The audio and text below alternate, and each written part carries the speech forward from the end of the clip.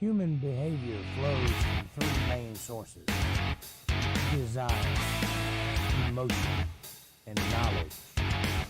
Knowledge is the treasure of a wise man. Beware of false knowledge, for it is more dangerous than ignorance. Forget all you know, or think you know. Abandon power and enforce creed. Inward, where the deepest rivers flow. Find the currents of eternity. And as always, welcome to my mania.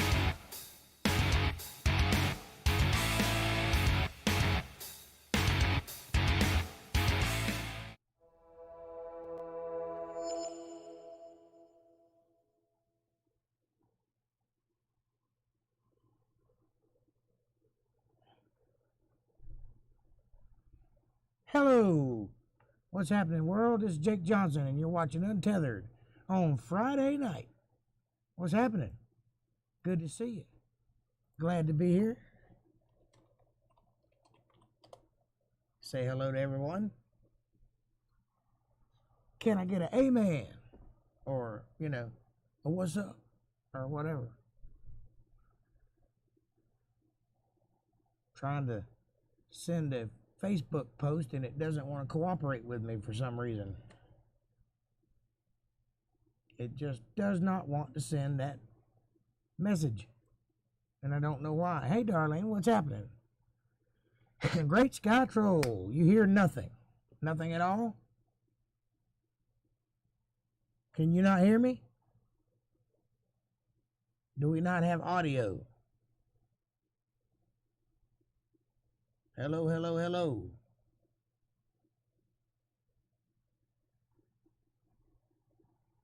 Just you.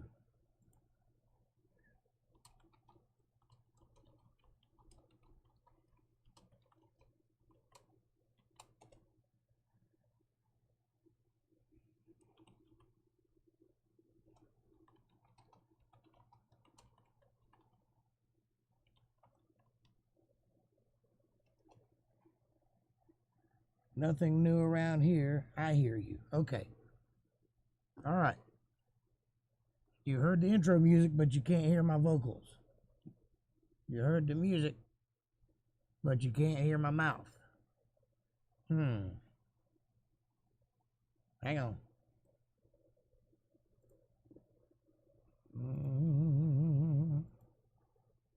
Do-do-do, do-do-do. Still can't hear anything?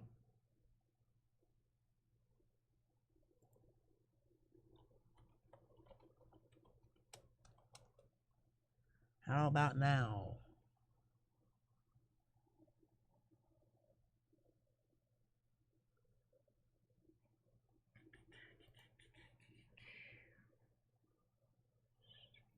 Audio.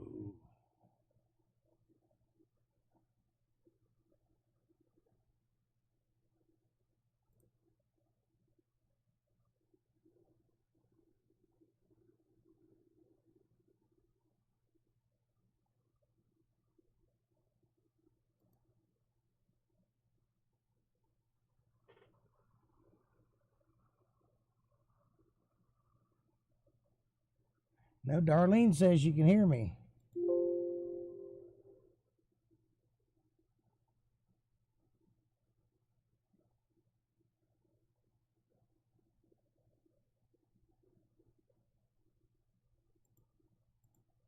Darlene, can you hear me? Yes, Darlene hears me. So it must be you.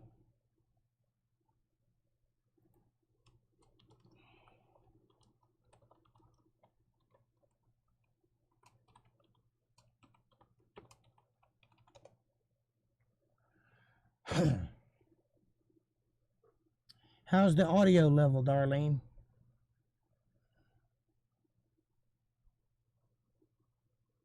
Am I too loud? Am I not loud enough?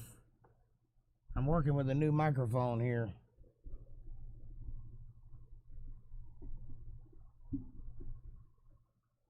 Is that better? Worse? Sounds like normal? Okay.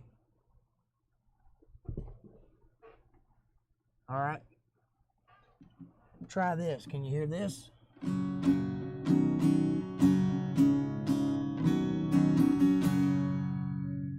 Is the guitar too loud? Or not loud enough? I apologize for... Yes, what?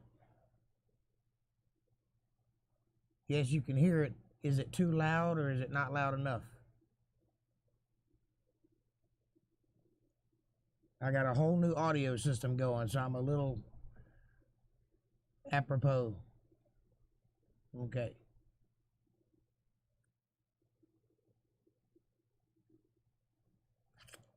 Sounds just right. Okay. It's in mono. Well, yes, it's in mono. I don't know any other way to do it. Wait a minute.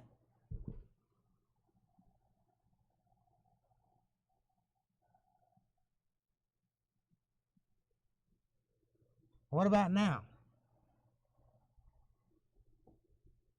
Oh, you were using the wrong earbud. Has the audio changed any? Is everything good? Thumbs up if everything is good. Oh, okay, you're good. All right. So it wasn't that then. I'll change it back. I'm working with a lapel microphone and a new condenser microphone. So we should be able to have good audio of some fashion. Only thing is now it's in my line of sight and I can't see anything. All right. Sweet. Hey, April, what's happening? Got some new audio going on. Just getting the bugs worked out, getting the kinks out.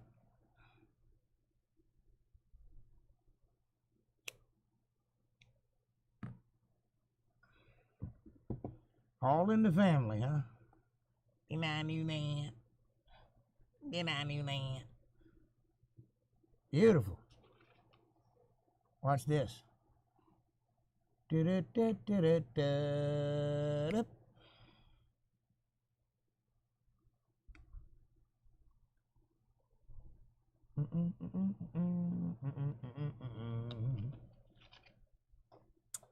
hey, hey, hey, hey.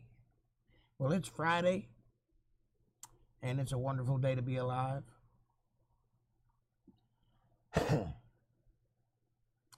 Got it going on. I don't know what to say. I'm making stuff up as I go. You like it? Good. I'm bright like the sun. Stage left, Jake.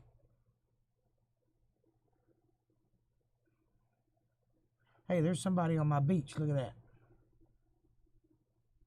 Ba-da-ba-da-ba, ba-da-ba-da. Nice dissolve. You got to shower, then cook, but you'll be watching. Well, I didn't want to know that you'd be watching me naked, but it's kind of kinky. I'll take it. Upon further review, I'll take it.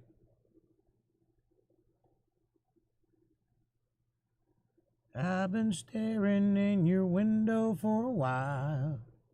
I've been watching as you take your shower.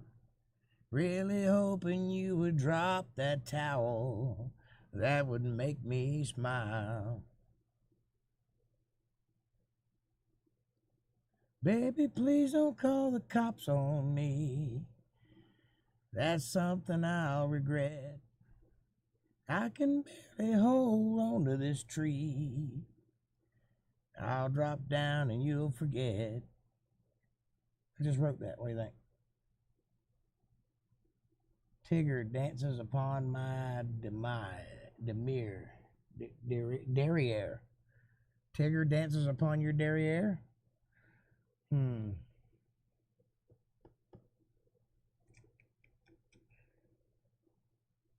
Weird is good. Weird is the new not weird. So what you guys want to talk about?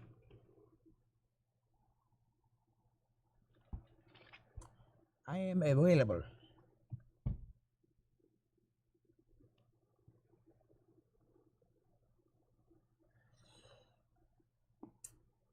Truths.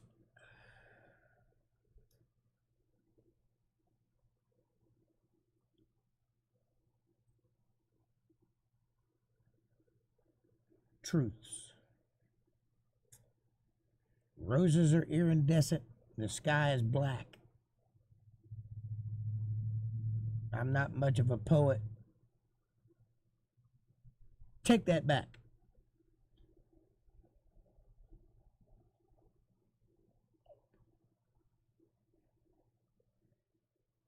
Well, it's not new. I've had it a while. It's just set up.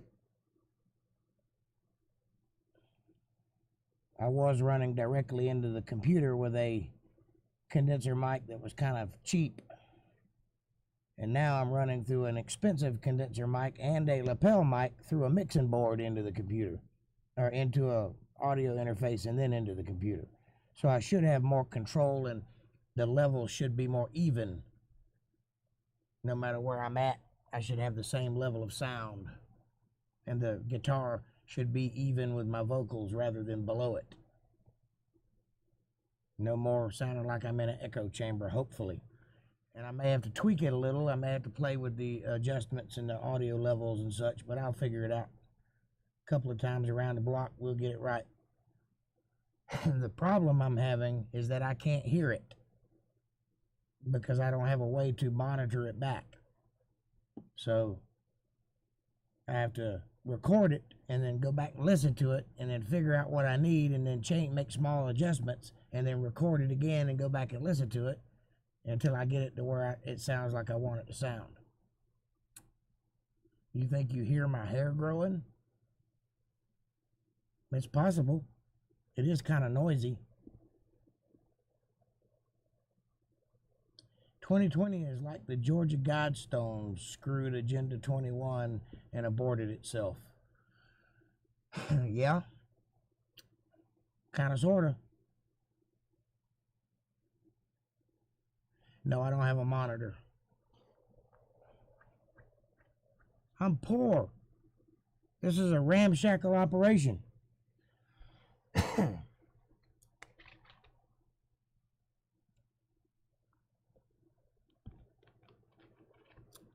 I wanted to ask you, when we die, our souls is just energy?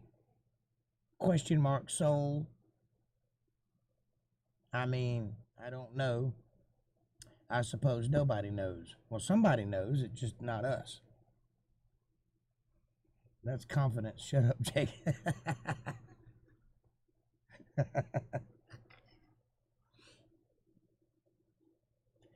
Well, I would say that souls have an energy. That makes sense. The first law of thermodynamics is that energy that is expounded cannot be destroyed. It can just be converted into other forms. So once energy is input into the system, it stays there, regardless of what form it takes. And when you die, you're still here, obviously, just in a different form, so the energy is still there. Now, what happens to the corporeal being? You turn into dust eventually and go back into the environment that provided you in the first place.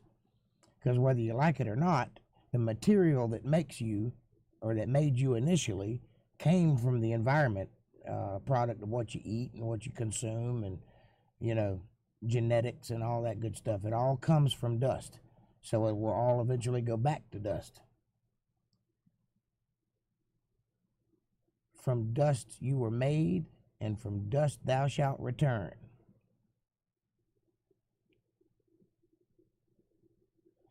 That answer your question? Now, the tricky part of that is, where is that energy? there is no physical way to measure it. There was a thing back in the 1800s where they were measuring dead bodies' weights, and they noticed that upon death, the body lost 21 grams of weight. This is obviously due to liquid and the lack of breathing and that sort of thing. But you're a glorious light. Well, we'll dig your grave up in 100 years and see. That's just our bodies, a shell, yes. The Bible describes it as a clay pot or a vessel. And when the clay pot breaks, the contents goes back to the Father who gave it. So that's the only way I know to understand it, although you can't take somebody's soul out and look at it or put it in a jar. So I'm not exactly sure how that works, and I won't know till I can ask the man who made them. So yes, also the body releases bowels when it dies sometimes, not always.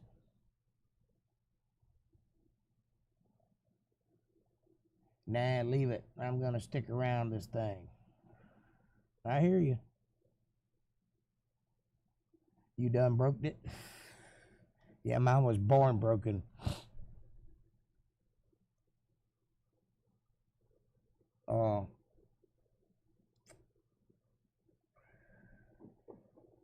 I would assume that when you die, it's just like being asleep. Like you have no concept or no knowledge or no grasp of what's happening until such time as the Bible's described Judgment Day, the white throne judgment, or what's mentioned in the end of Revelations has occurred. And in that time, you will be presented before the Lord to answer for your entries into the book of life. I would assume that's when you regain your consciousness and become aware. So in that sense, it would be like no time passes at all. So it's not like you're waiting for your loved ones to get there. Everybody just kind of shows up at once because they have no conscience of their existence. I would assume. I don't know that to be true because I've never died and lived to tell the tale. Yeah, I'll go with that. Okay, shower time. I'll pop back in a while. Have a good shower, my friend. But dear God, I hope it's not like sleep. Well, at least good sleep, you know. Hopefully it's, you know, that kind of sleep. Maybe you dream, I don't know. Or maybe it just, from your perspective, as soon as your eyes blink out of existence, you pop into that reality. Because for you, no time has passed at all. I don't know.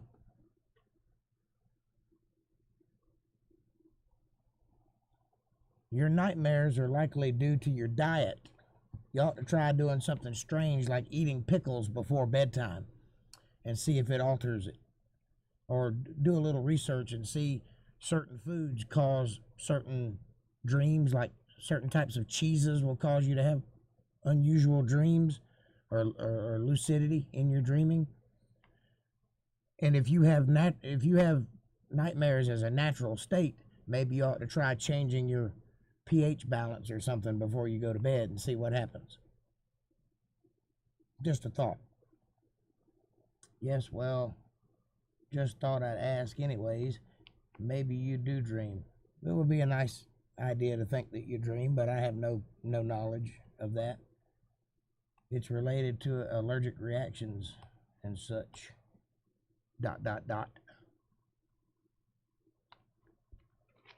Please do ask. Like I said before, I'm a multifaceted rapier. I need to be pointed to work. So I'm not creative on my own. I need inspiration. I need input. So please, if you have any questions, ask away and I'll be doing my damnedest to answer them. 2, lucid dream a lot. You see, I can't lucid dream. I don't have lucid dreams. I'm aware of what they are, and I know that people have them, but I don't. My dreams are just odd. and I usually wake up in an emotional state because of them. I guess you could say they're nightmares, but they're more emotional than they are scary. I've woke up crying, I've woke up fighting, I woke up screaming. I thrash a lot in my sleep. I assume it's because I don't relax ever. It can be terrifying because of random thoughts or suddenly extant. Yeah. Especially if you have a good imagination and you're one of those people that can think on many levels deep. Your dreams tend to blow your mind. I have woke up before questioning myself, not knowing what the question was, but just like pondering, confused, like what the hell was that all about, you know, and have to sit and think and gather myself. What's going on here? So whatever I was dreaming that I can't remember was pretty deep.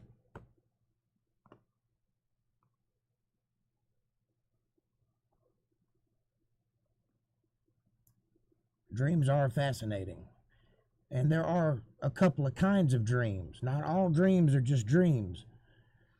At one point in time, and I don't know that it still occurs, but I know that it will occur again in the future at some point. But at one time, certain people could have prophetic dreams, dreams that had meaning. And if you could interpret that meaning, you could understand what was happening around you, because you understand that you have two minds. You have a conscious mind and a subconscious mind, and your subconscious mind never shuts off. It's always on. And that's how you process information. So a lot of times when you're asleep, your brain is figuring out things that you can't figure out while you're awake. That's why a lot of times you wake up with an idea, because your brain was working on it while you were sleeping. Or, you know, if you go to sleep listening to Spanish, you can easily develop the ability to speak Spanish without trying so hard, because you're learning it while you're asleep. Things like that.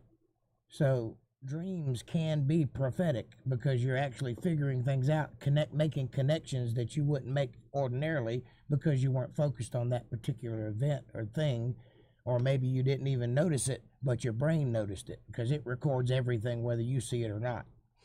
Everything that happens around you, your brain makes a copy of it. So at one point in time, people were in touch enough with their brains that they could have prophetic dreams, and it will happen again. I have had dreams that I felt like were prophetic, but had no way to prove it because I didn't believe in those things at that time, so I just let it slide away. But I've had other people tell me that they've had dreams of things, and then that thing happens. Well, it could either be because they're making connections that they're not aware they're making in their sleep, or they're being given insight or discernment, which is one of the 7 gifts that God gives, which is an interesting study. If you ever want to get blown away, look into the gifts that some people are given. Not all people, but some people. What do you think about that, April?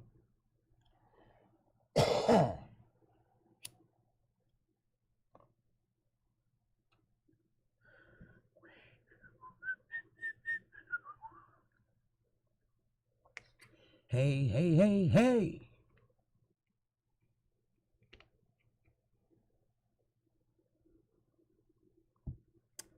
I have a cousin who says to me that he can lucid dream on purpose. Told me once that he could cause it to happen, that he could control it. And that has always fascinated me because I don't know how in the hell he does it. And I'd love to be able to do it. I've tried all kinds of breathing and exercises and meditations and things like that. I just don't have lucid dreams. Then my dreams, I hope, are full of shit. They could be, or they could be real. Don't know.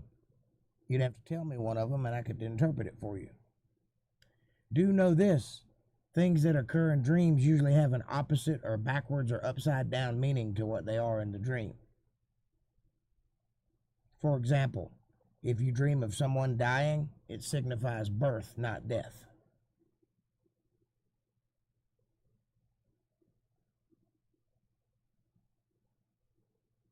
or more specifically, life, not death.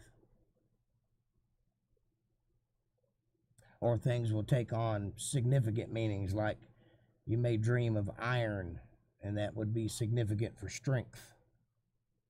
You see what I'm saying?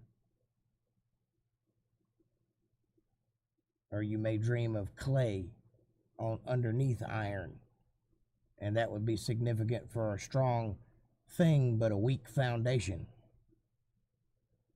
It depends on how you think. How you think determines what you dream.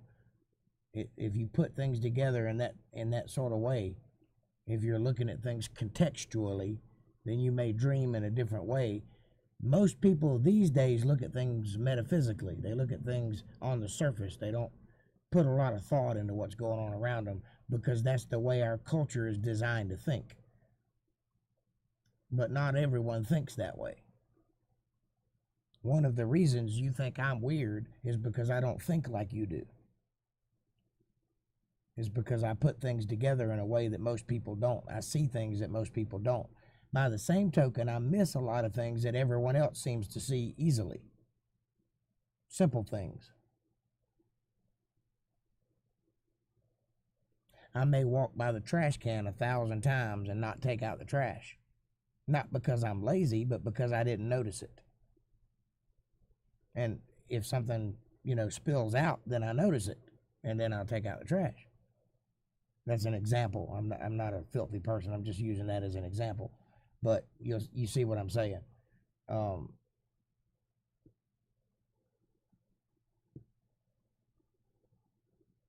I don't read street signs. That's a thing. When I get in my car to go somewhere, I have like a GPS map that pops up in my mind, and I map out the direction and the routes to get there and decide which route I'm going to take, and I take it, and I go that way every time. I even change lanes at the same place on the same road every time that I go down that road. I drive the same speed every time. I'm kind of OCD like that. April, I wired. What is up, Jake? The sky, Kevin. Helicopters. Me, occasionally. But not so much these days. How are you? We're talking about dreaming and thinking.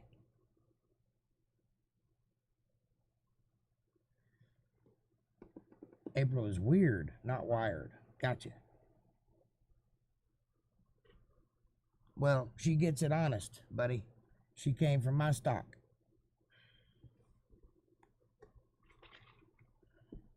And it came from somewhere.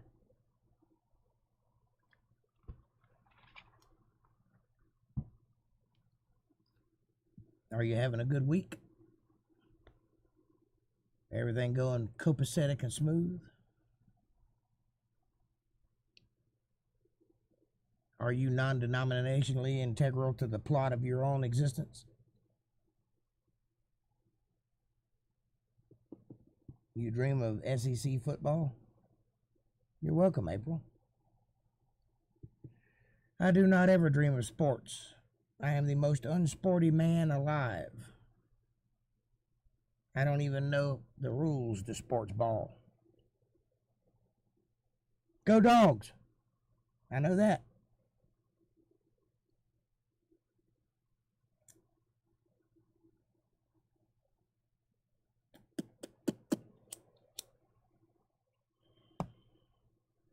Darlene, you still with me? I hadn't heard from you in a bit. Or are you just taking in the scenery? Basking in the glow of my excellence and cheap, non-monitored audio.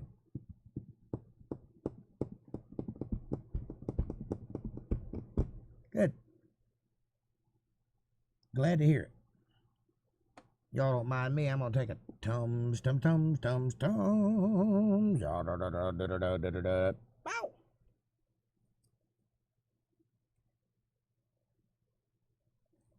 Gator fans have souls. No, they do not. They are soulless wretches. From the depths of hell, from the fruits of the devil, they're evil.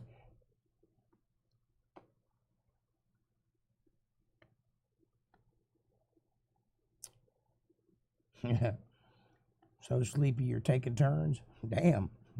Taking turns by yourself? That's rough.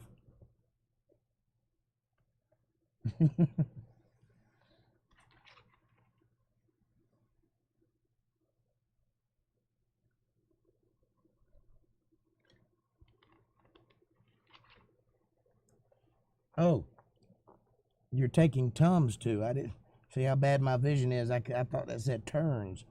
I'm taking turns. I'm so sleepy, I'm taking turns. That's what I thought you said.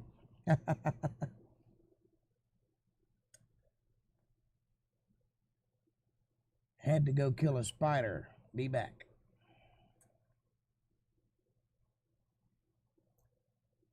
Why you gotta make it racial? I gotta be a racist. It's just a spider. It's not privileged like you are.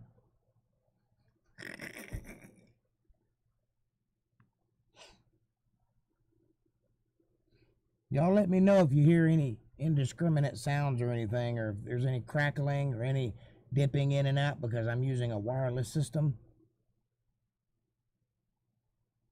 Last night, April and I were having dinner, and at least 7 military planes flew out of the Lakeland airport. Is something up? Are you certain they were military? Could have been a training exercise. It could have been Trump mobilizing his units, because we are in a position where a lot of threats are being thrown around in Washington right now. And it is very possible that very soon something will be up, and it is a very real possibility that we're on the cusp of civil war.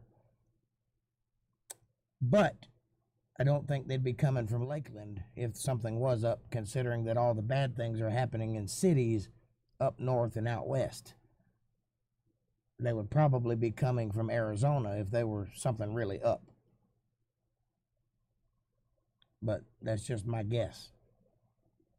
I would say more than likely it was a training exercise, being that there were only 7 of them. Also, the very real possibility that they may have just been moving the airplanes from one place to another, which happens.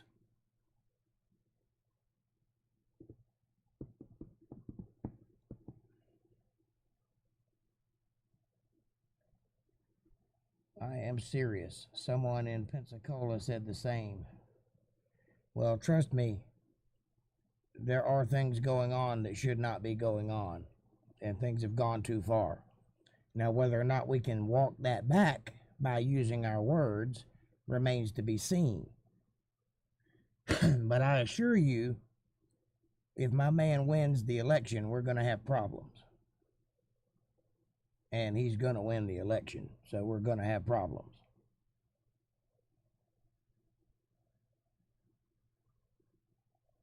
Kevin, my love, I'm coming. Oh, out. I'm coming out. Whew. That was almost sexual.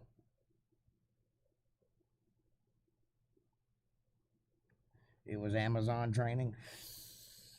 Could have been.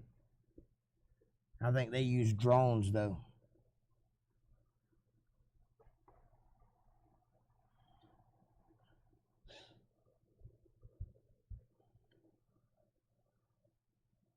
Well, good. Send me some money. Win that Keno. Send me some of that Keno. I'm just joking.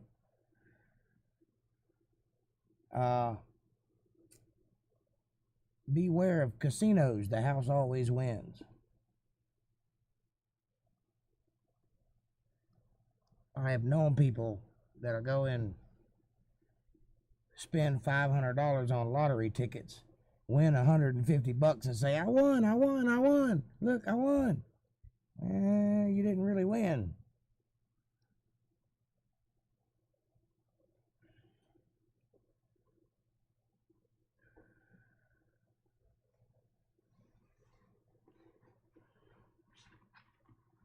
Is gambling at the casino a sin? No, but it's kind of dumb.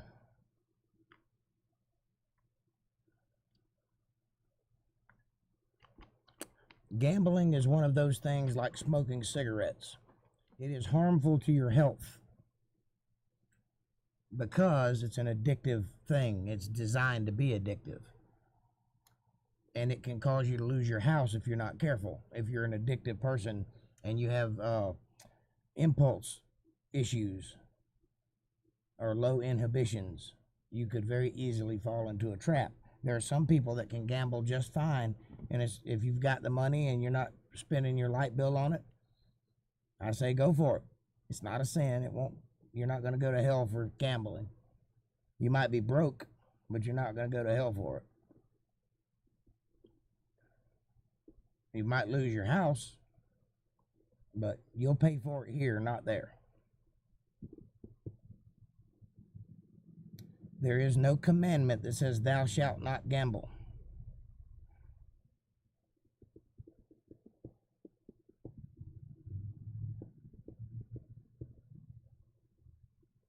And likewise, there were spittoons in the tabernacle of God, which means tobacco use is okay too. But you might die of cancer.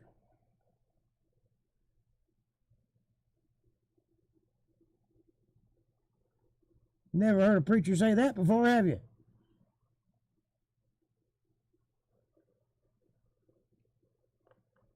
Okay, then I'm going. Power to you. Enjoy. Don't lose your house.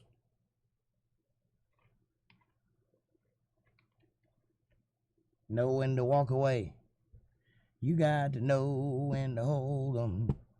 Know when to fold 'em.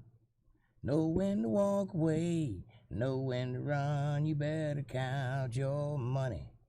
When you're sitting at the table, there'll be time enough to count them when the dealing's done.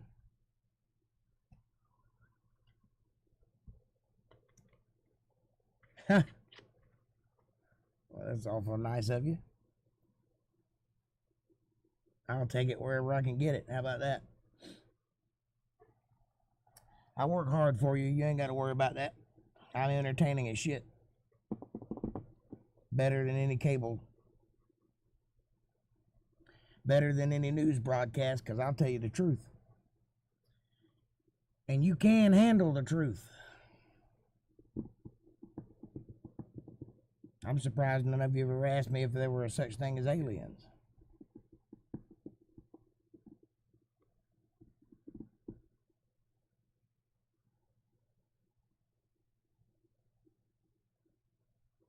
Because you never know.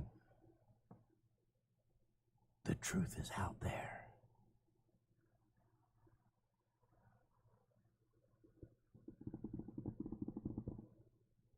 Coincidentally, it's in here too.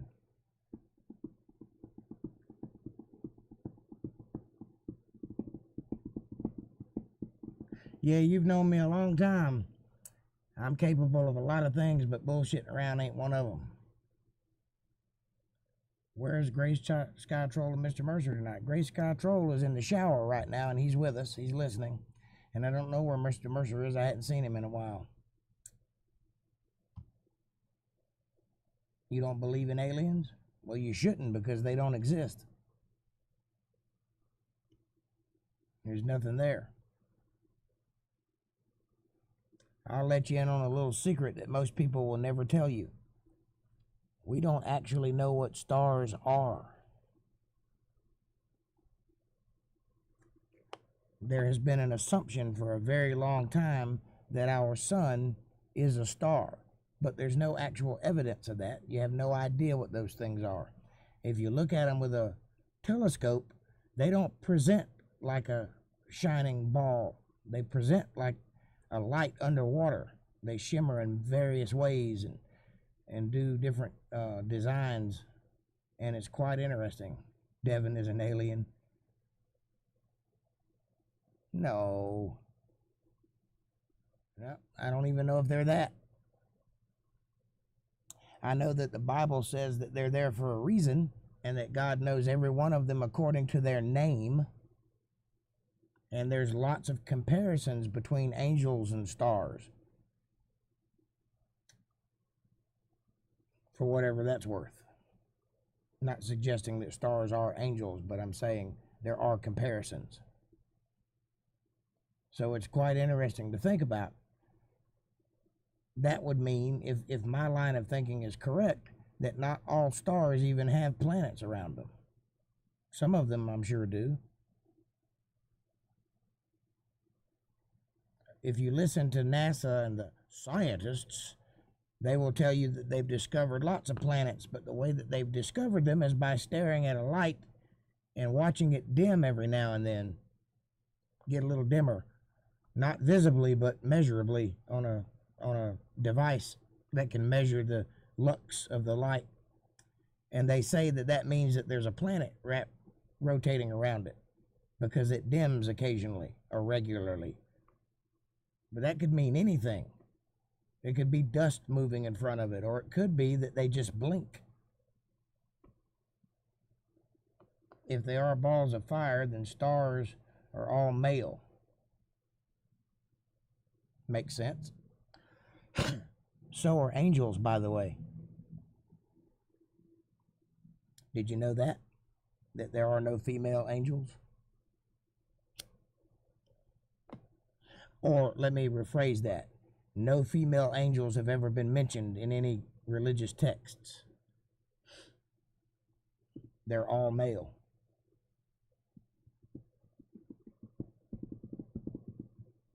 Yep. And they don't have wings either. There is an angel that does have wings, but the typical angel does not. There is an angel that has 6 wings. It's a type of angel. And I believe it's the seraphim. Don't hold me to that. I might be wrong on that. Maybe something else. But I believe it's the seraphim angel. Trust me, Jake. April calling me a dork is an upgrade to what she usually calls me.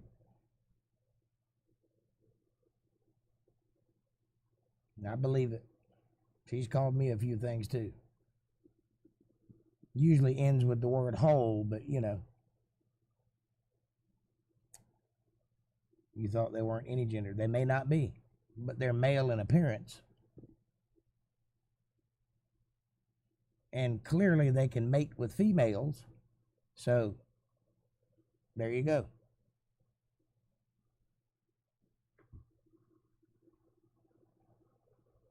I would say that they are male, but they're made of a different substance than we're made of.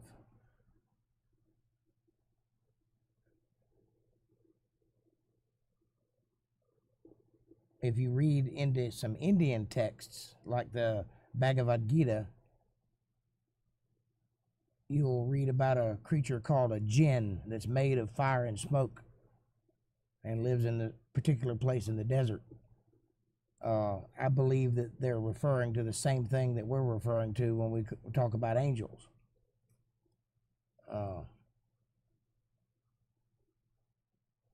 They have the same characteristics.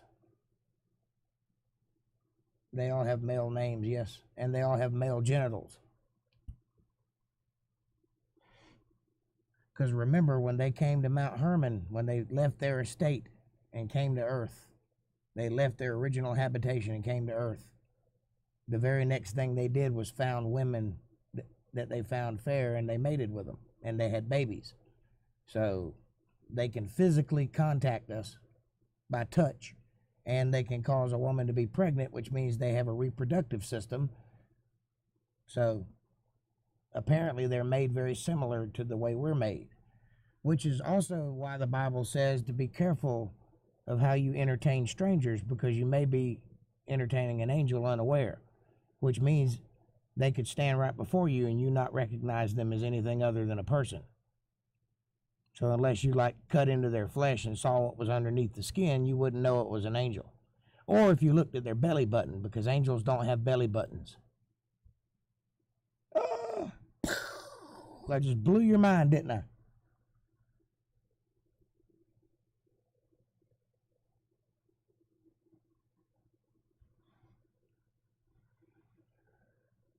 I bet you didn't know that angels didn't have belly buttons. You want to know how I know?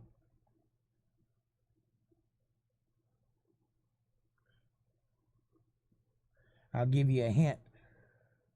It's the same reason I know why the chicken crossed the road.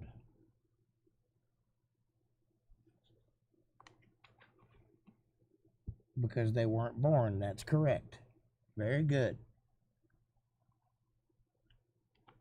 They were created. They are celestial beings, meaning that they saw their creator when they were created.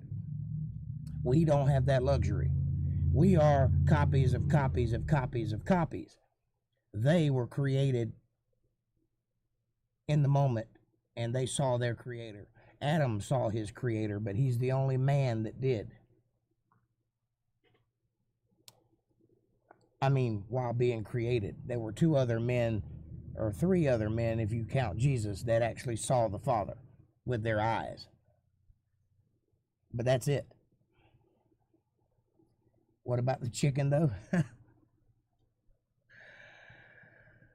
It involves Bill Clinton. Do you really want to know? No. The chicken crossed the road to get to the other side.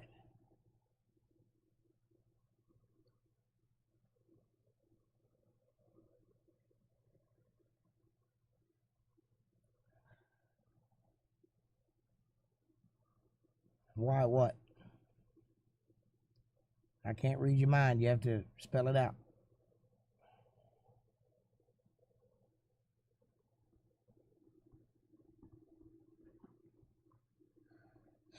The Irish also have a creature that they talk about in ancient lore that I believe they're discussing angels. I'm not very well versed on it, and I can't really remember the details of it, but you can look back and read some of the ancient Irish lore back before Jesus' time, and you will find certain entities that are mentioned, and I believe they are of the angel group that came down, which was about 200 of them. And if you want to know their names, you can read the book of Enoch, where he lists their names and their occupation by title. Oh, you were asking why about the... And I'm back. You were asking why about the chicken. I see. Sorry about that. I lost internet connection briefly. A miracle happened. April is ready to go. That is a miracle.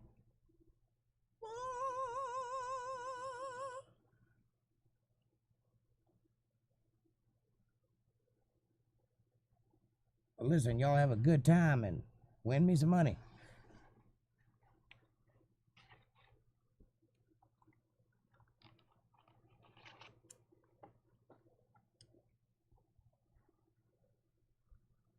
The chicken crossed the road because he had an existential thought and suddenly realized he was hungry.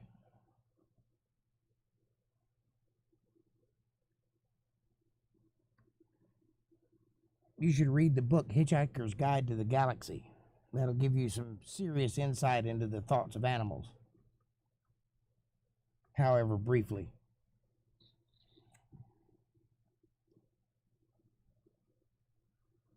And it's funny. Hitchhiker's Guide to the Galaxy. I can't recommend it enough. I've already been reading and pulled it up on YouTube. Pulled what up on YouTube? The chicken? Or the angels? Or the book of Enoch? I'm guessing the book of Enoch. Which is not a biblical text, but it was written by a man who lived in biblical times and was part of the biblical texts. So it's good information. And to that I will say, how you handle that, if it agrees with the Bible, then you keep that information. If it contradicts the Bible, take that information and put it on a shelf, because it doesn't jive with the Bible. Did you hear about the chicken that smoked a joint? Nope, I didn't. Chicken that smoked a joint. Some people just imitate me. Ugh. Kevin. It got fired. It got fired.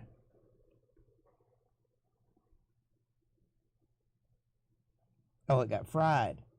Bad vision, sorry. You fired.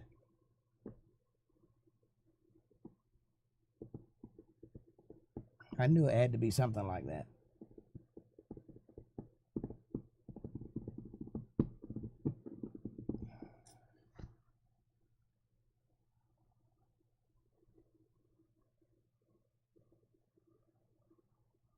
Imitating.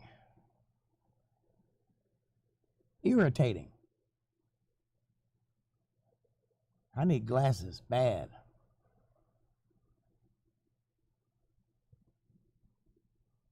Says the guy who's wearing glasses. Still can't see. It's not my fault they make the text so tiny I can barely see it. I have to read my Bible with a magnifying glass.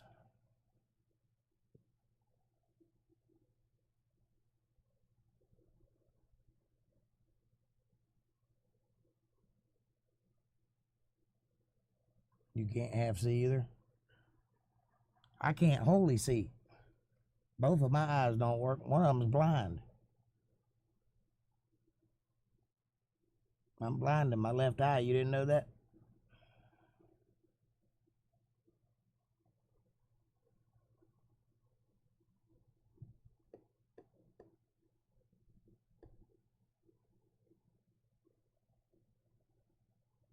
And now you know. And knowing is half the battle.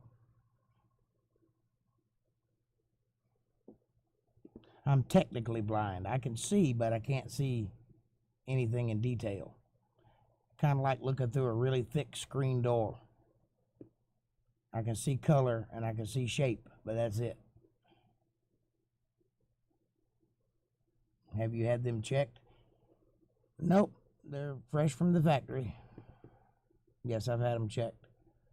Can't afford glasses, that's why I wear these. These are dollar store glasses. They cost $12. And they just magnify. They're not actually prescription.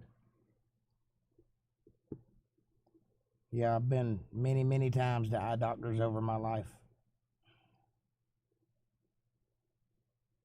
It does the job for most things, but it's getting increasingly harder to read. And I can't wear the number 3s, the ones that are really strong, because I can't see anything else. Makes my head swim. I'd be able to read, but that's it. And binoculars? You mean bifocals? I can see a face, but not the eyes or the nose. Huh. That's odd. It may be hereditary then. I know that the lazy eye runs in my father's side of the family, and a lot of the Johnsons have a lazy eye. And I have one too. But my lazy eye was caused mostly because I jumped out of a tree and landed on my head. I've had 3 major head injuries in my life. One of them made my eye turn in. Have you had a stroke, Darlene? Like a little one? Like Mama had?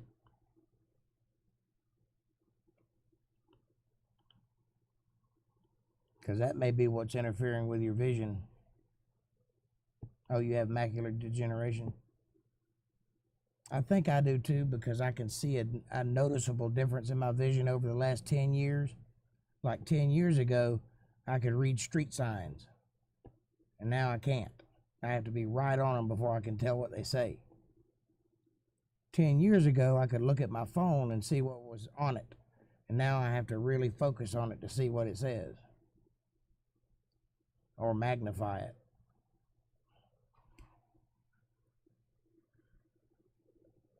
You had a bleed behind your retina? Yeah, I'd say that would cause it. Also cataracts. I don't know if I have cataracts. I hadn't been to an eye doctor recently.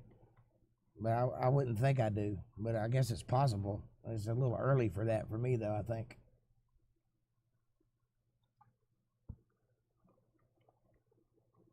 But you can have cataracts removed.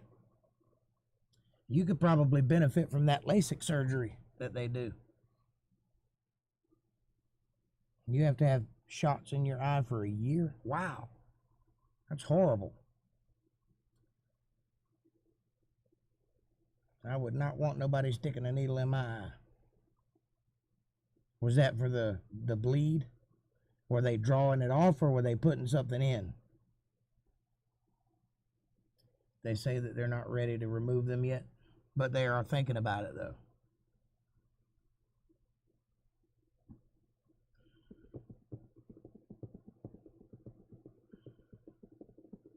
Putting something in, some kind of medication, more than likely to protect the retina and cause the blood to back off or evaporate or whatever. That's horrible. I didn't know that. You need to keep me posted on this stuff. But now you can't see out of it. Do they say that that's permanent, or will it go away when that whatever they put in your eye evaporates eventually?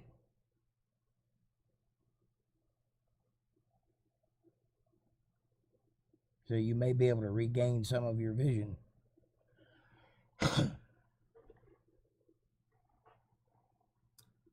I'm not really sure whether I was born blind in my left eye or whether the fall out of the tree caused it, because I don't really remember whether, I didn't take notice of it beforehand, so I don't remember. But I really cannot see out of my left eye. I don't know going back to find out. Okay, so you're still in the process. This isn't something that's happened, it's happening. Gotcha. Is it hereditary? Probably not.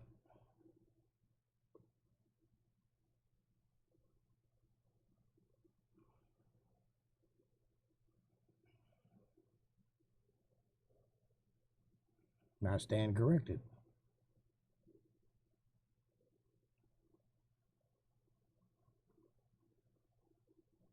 I know, right? It's like the world shifted. I may have been wrong once, but you can't prove it.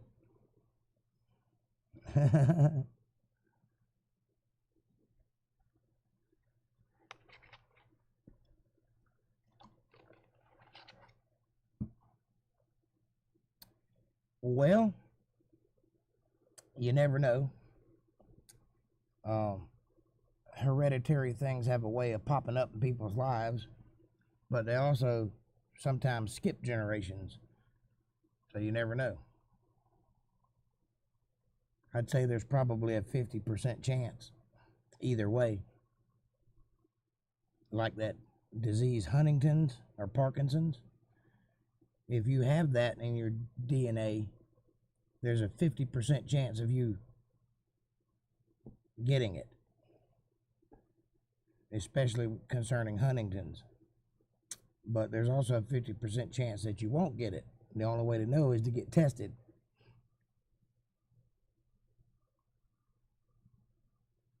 You already see squiggling? Those are called floaters, and that's a parasite that lives on your eye. And the reason you see it is because light passes through it. And you're seeing the shadow of it, not the thing itself. The shadow of it on your retina, and it moves around kind of weird. And if you turn your eye, it'll change directions because it's literally floating across the fluid on your eye. That parasite comes from Florida, and we talked about that one podcast ago.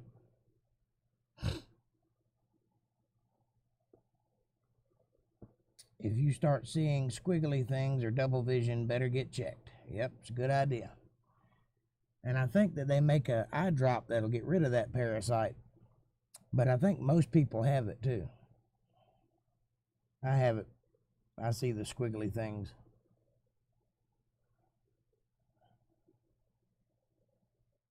Matter of fact, I'm looking at one right now.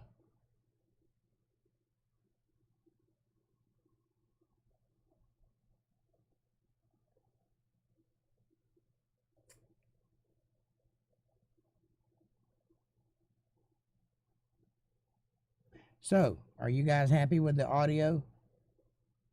You like what you're hearing? Oh my God, yes. I guess I'm gonna get my eyes examined again. I don't know why I read that so exciting. Oh my God, yes. Oh my God, yes, I'm gonna get my eyes examined again. Well, y'all need to get to the eye doctor. Nah. I like my parasites. They keep me company. Good, I'm glad it sounds good.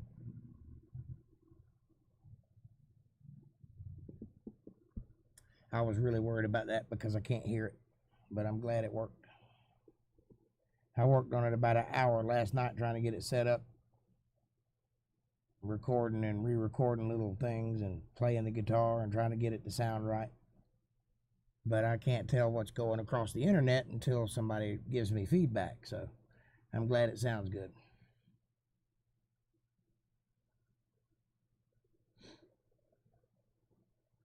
No more like ugh. It's not exciting going to any doctors. Right you are, Shaggy.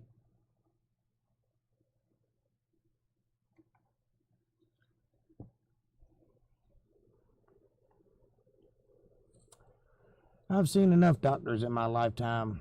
7 major surgeries. More teeth pulled than I have. I'm done. The shots don't hurt. You can't feel it. But just seeing the needle coming is enough to freak you out. Yeah. Yeah, your eye is dead. You have no feeling in your eye because there's no nerve endings in the eye.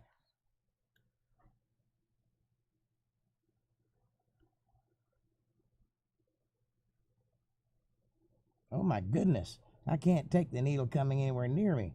Well, you have to because they can't put you to sleep and do it because they can't tell if they're going in too deep. You have to be able to talk to them.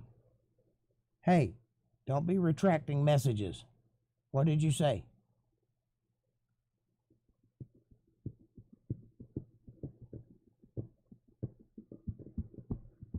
Or was that YouTube censoring you?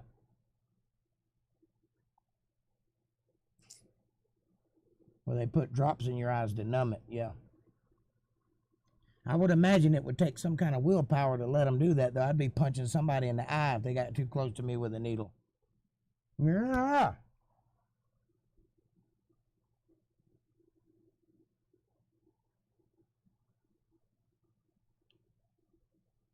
You didn't retract anything?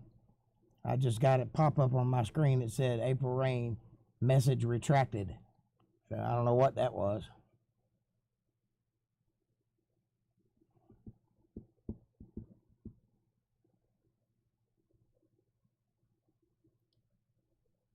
I don't know why it did it either. I was curious though, because I've seen that before. What's that mean? It means, if it's true, it means that you typed something and sent a message and then deleted it before I could see it. But it could also just be a glitch in the program because you didn't do that, obviously.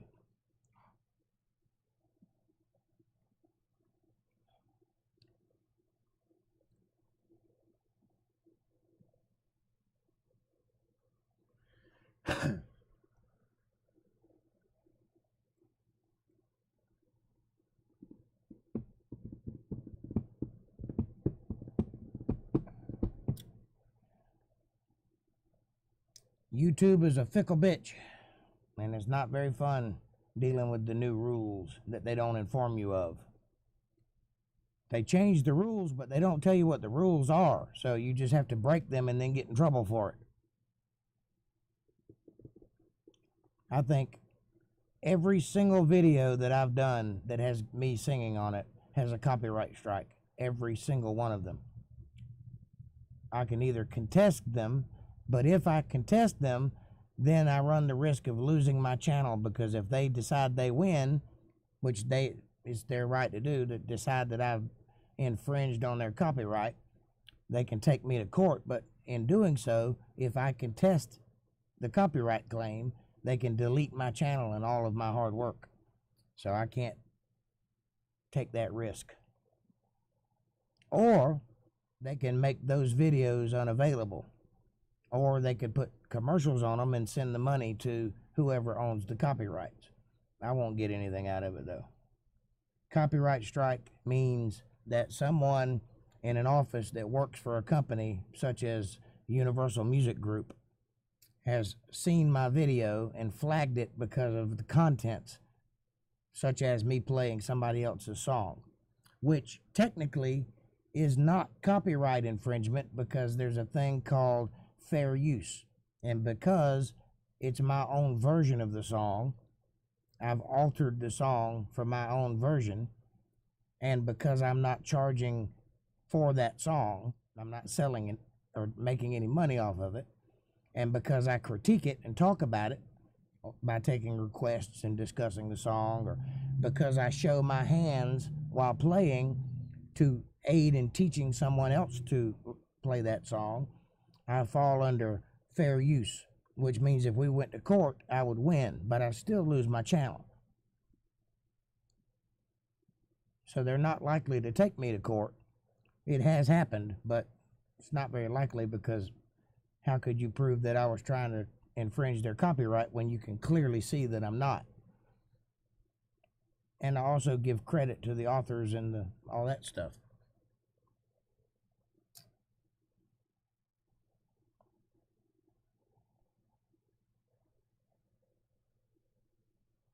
Yep, it's crazy.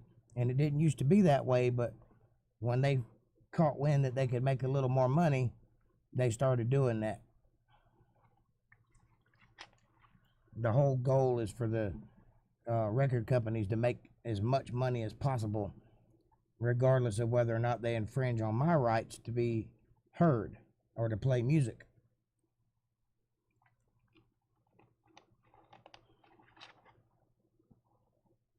I go through quite a long detail of it in my description below, and I even cite the law that says I have the right to do that. The fair use law.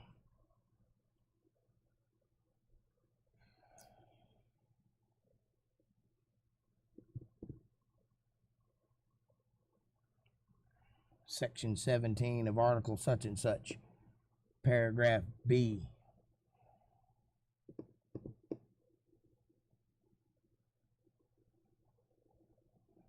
I have to think like a lawyer. If only I knew one.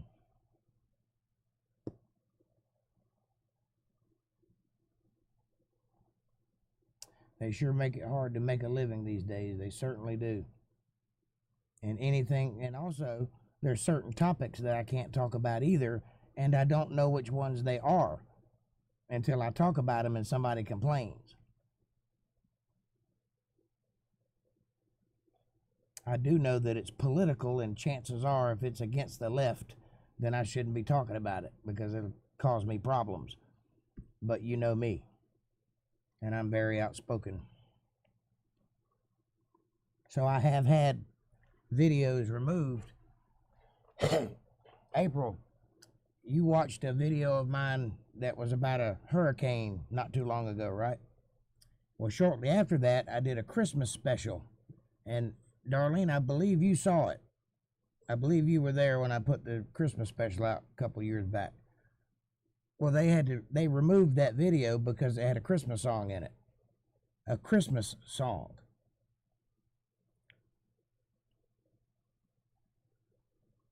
It was one that I provided that was done for free.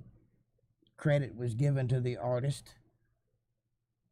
And I even said, enjoy this, it's yours, on the podcast. I don't remember the exact words I used, but it was basically, this is free, you know. And they removed that video, so I no longer have a Christmas special up because of a Christmas song, a well-known one. You know, the kind that carolers sing.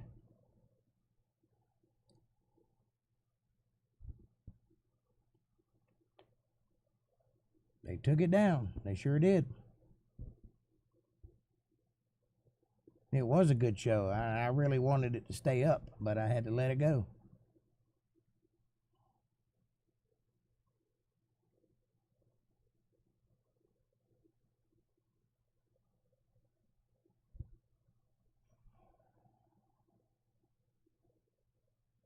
Well, I am a songwriter.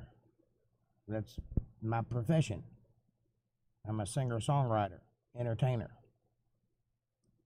and, orator, public personality. Do I have it recorded or anything anywhere else? I do have a copy of it, but it's on a computer that needs a new power supply, so I can't get to it. You like the band?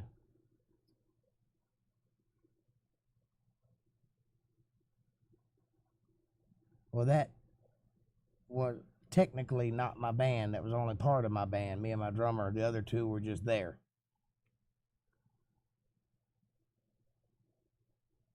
And all of the songs that we played on that podcast were unrehearsed, pulled out of thin air at that moment, or shortly before the podcast aired. So it was intentionally loose and intentionally campfirey, like a bunch of guys sitting around a campfire jamming. There are some videos of my band playing.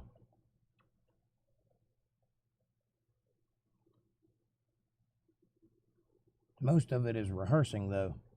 I think there's 3 or 4 videos of my band, but they're all rehearsals, which don't sound good. And you know that, and you know why. Oh my God, these people out here driving are crazy.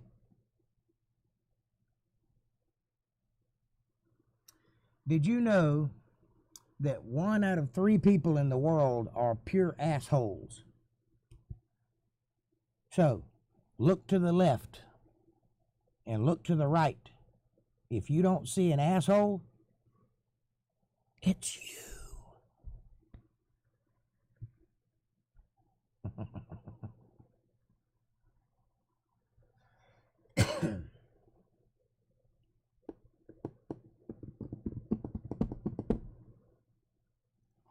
I tell you what, though, I am going to make this thing work one way or another. The problem that I'm having at the moment is advertising. I need to get the word out. Nobody can watch a show that they don't know exists. I'm averaging about 15 views per episode at this moment. 15 to 20. Up to 33 is the highest. So average 15 to 20. I think one episode had 36 views, and that was the highest number that I've gotten so far on this version of the podcast. The previous version with the whole band, the edited version, was presented a little differently. It started on Facebook and then was propagated to YouTube, and I was getting thousands of views per episode for that. So across 3 platforms. This is only on 1 platform, and I need to change that. I need to put it on more than 1 platform. Do I think now, as we're older, doesn't it seem time flies nowadays? I'm guessing you're driving, or you're really, really bad at English. Yes, and that's par for the course, because the older you get, the longer you live in the world, and the more you make connections to things like months. You start thinking about the weather and things like that. Then you start thinking about seasonal things, and you start thinking about paychecks on Friday. And the way your mind works actually looks at time as a milestone. Let's get to the next marker. Let's get to the next marker, which in turn causes time to move faster. If you want to slow time down, get rid of your watch and stop worrying about your paycheck and just live today and don't think about tomorrow, and time will physically slow down for you. How can we, I missed something, hold on. How can we help? She better not be driving. How can we help what? Time slowing down? Take your watch off. Stop thinking about Friday or next month or the 13th or whatever your bills are due. Or, you know what I'm saying? Don't look ahead. Look in today only.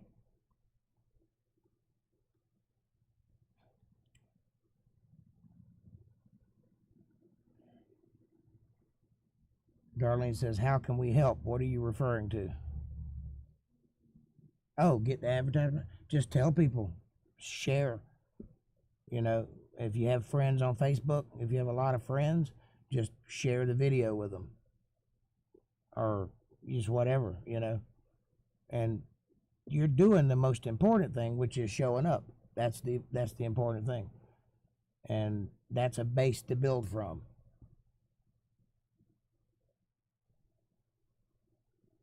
And when this thing is going full steam ahead, you guys will be basically founding partners. I mean, you're right here at the very beginning, the very ground floor of it. And I'm trying to make it into a thing. So I'm not ever going to be as big as, say, like Joe Rogan or anybody like that. But there's no reason that we can't have a good following and have a good product and put out a good entertaining show 4 times a week. You're never in a hurry. Now, I don't mean being in a hurry. I mean just thinking about time ahead of you. Anytime you're living towards something, you're speeding time up. So if you're waiting for your paycheck on Friday, Friday is going to come faster. You see what I'm saying? You don't have but a couple of friends on Facebook, but I'll share it. Well, I understand that. And it's not on your shoulders to do that.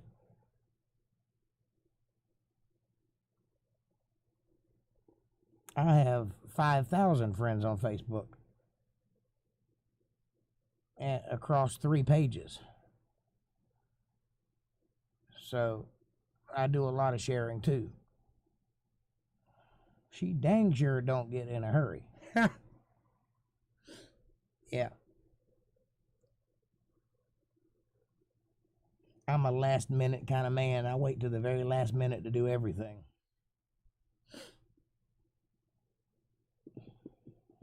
Come in right under the radar every time. You have lots of people, but not what I'd call they don't have to be friends. I mean, we don't have to be intimately close to every person that watches the show. As a matter of fact, it would be better if they weren't friends, because those are the people I'm trying to reach, people that are not in our way of thought. Facebook calls them friends, people that are subscribed to your page. That doesn't mean that they're actually your friends. When I was punching a time card, yes, but I feel like as I get older, time flies by more. It does, and the reason it does is because of the way you think. You're looking ahead. You're planning things based on time. You understand what I'm saying?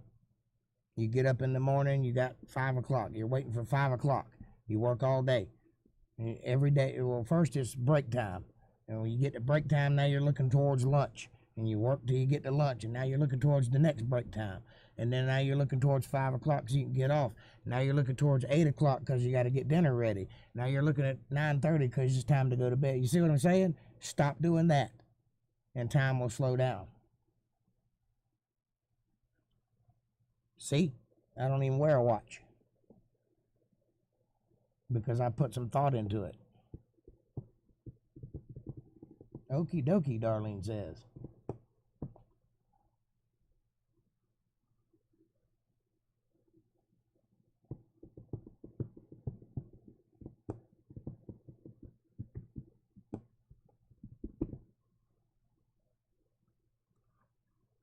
But like I said earlier, the most important thing you're already doing. You're here. You're supporting the show.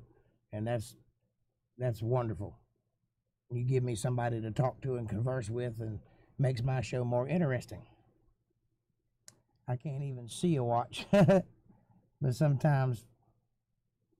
time still flies. Yeah, it really does. And also, you stop, like when you're younger, you don't really think about it, and you just kind of live, you're in the moment. When you're older, you're looking at the years go by. You've seen the years in the past and the years coming, and you're also starting to face your mortality. So you see the end coming, and that's why it seems like time is moving so fast, because of the way you're focused. Didn't want a rigmarole of reason just a simple yes or no. Hey, that's what I do. I expound. So you got a rigmarole of reason.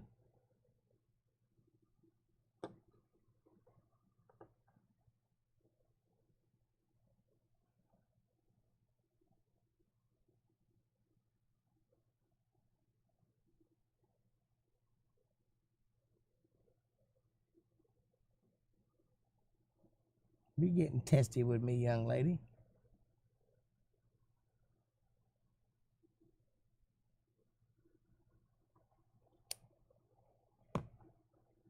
Had a cloud up, rain all over you.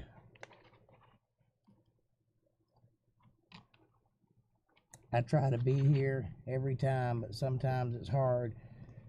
Amen to that, me too. I have a lot going on at the same time you're coming on. Well, I'm grateful that you're here. And I'll keep coming if you'll keep coming. I know it sucks.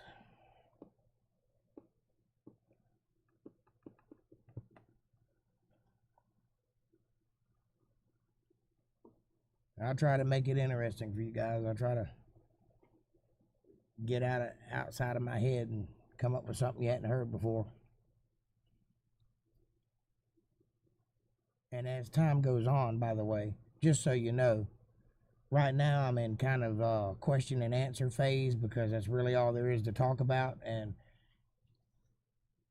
realistically speaking, knowing that there's going to be 5 people watching or 4 people watching does not inspire a lot of work. So as time goes on and as the clientele builds up, I will be delving deeper and deeper into the research aspect of it and putting out more directed shows. And at some point, I'm going to get to a place where I'll be picking a topic every show. And that topic I'll delve into and go deep, do a deep dive on that topic. But in order for me to be able to do that, it's going to require an enormous amount of time, and I have to be able to pay my bills. So it means I have to have the time to do it. So the people have to be there before I can start doing it, is what I'm saying. And I know you'll be here. If the good Lord's willing and the creek don't rise. And I'm grateful. And it means a lot to me that you support what I'm doing. You have no idea. I don't have that in my life right now, so you guys are the proxy for that. You are the replacement for my best friend, who has always had my back. So thank you for that.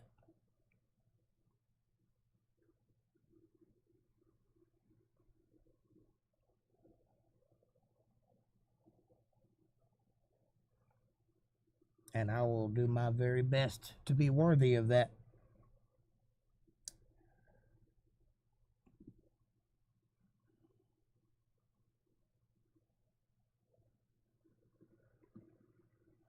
We made it to the casino. I thought we were on I-4, but it was really the Daytona Speedway.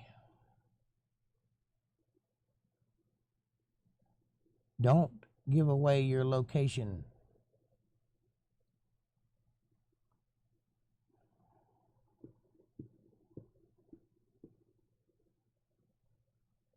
You better be mama.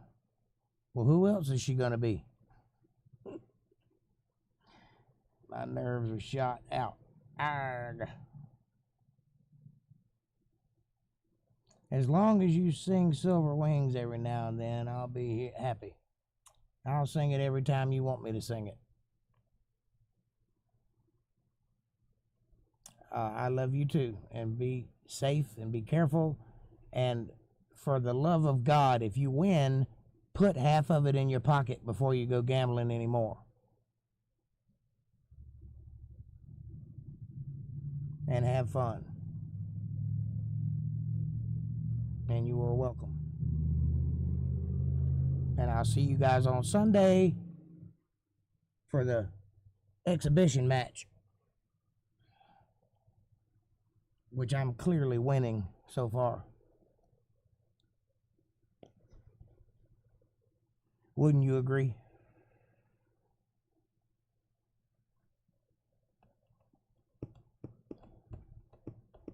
I reckon Gray Sky Troll is still listening.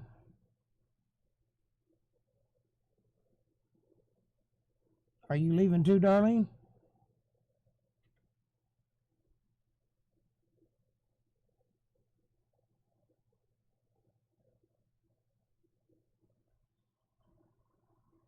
Well, I guess it is 10 o'clock, isn't it? I didn't realize it was that late. Okay. Was there anything in particular you want to talk about? Because it's 10 o'clock. I don't want to keep you too long. I want to keep it around an hour and a half.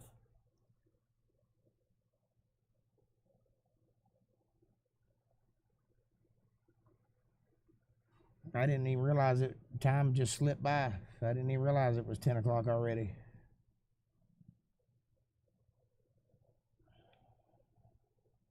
Feels like I just got here and already it's time to leave.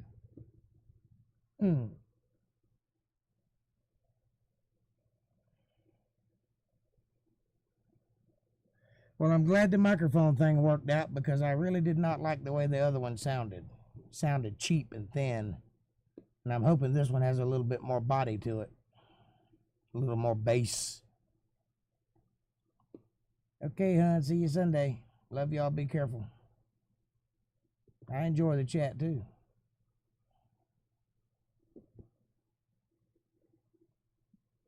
Well, it's kind of hard to gamble in the parking lot.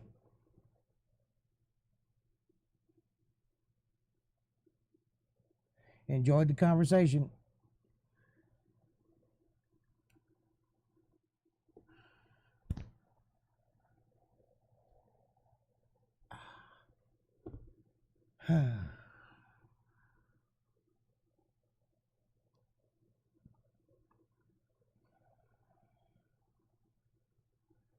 I kind of like the idea of having two microphones on me too. That means no matter which way I move, the audio level is still level. I guess it is. I won't keep you too much longer.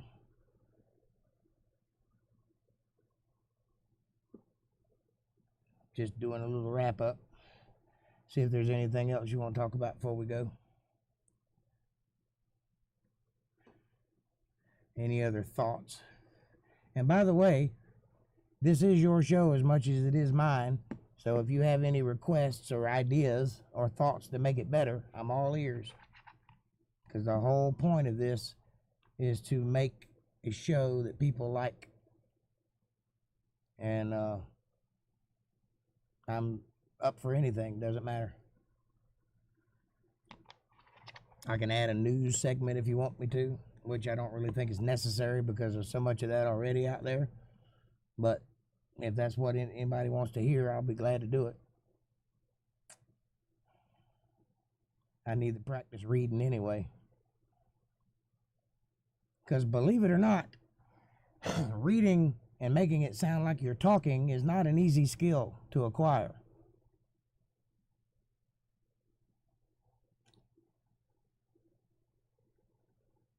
You have to be aware of things like the word "the" and "a."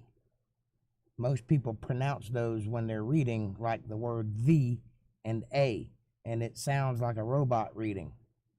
When really, people say "the" and when they talk. So that's an interesting thought. I'll try to start writing things down to talk about. It's hard to come up with questions on the spot. Not really, just whatever spurs your intellect, you know. Would you rather I start off with a topic?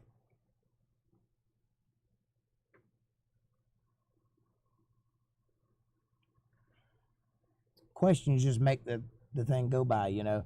It's not necessary. I can ramble on for hours about anything, but it helps.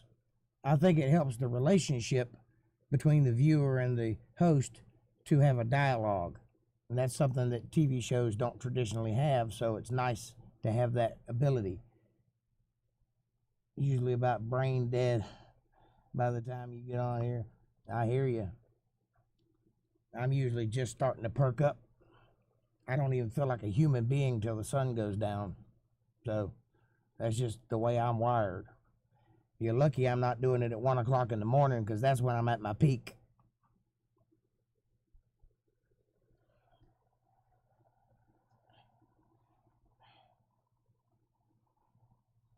And apparently I've been that way since birth.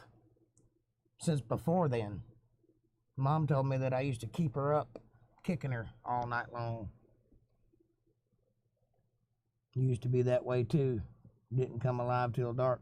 Yep. That's probably where I got it from. And my dad would say, you should get up in the morning and get a job. And I said, hey, did you read the Bible? He said, yeah. I said, you know that part where it says, and the evening and the morning were the first day? That means I'm right and you're wrong, so suck it.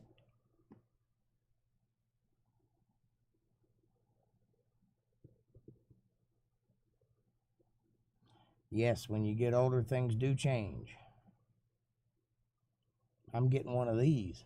Look at that.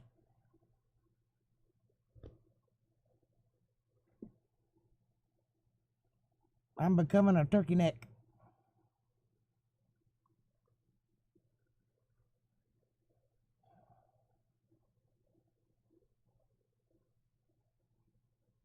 Oh, wow. Never thought of that. That's true. We're being right all along. We've been right all along. That's correct. God was a night person too.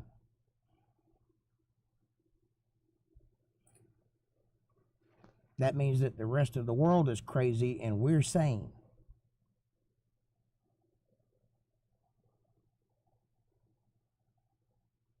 Yeah, we all get them turkey necks. Yeah.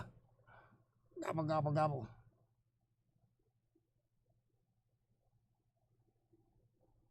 I'd be happy if I could just get a pair of glasses that didn't fall off of my face. Look at this.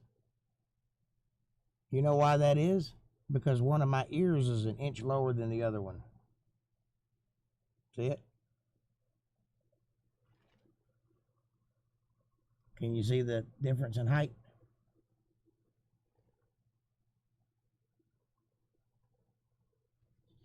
Yep. And also my nose is crooked from being broken several times.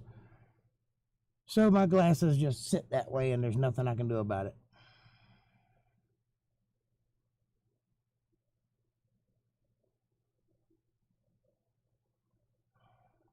People say, your glasses are crooked. And I said, no, sir, my glasses are perfectly straight.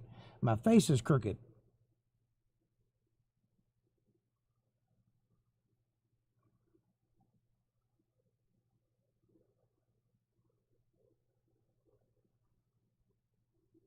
I broke my nose about 7 times. I broke this whole orbital socket. I've got bone fragments floating around in my skull.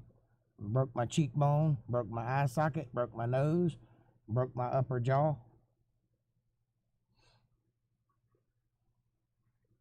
That was one fight.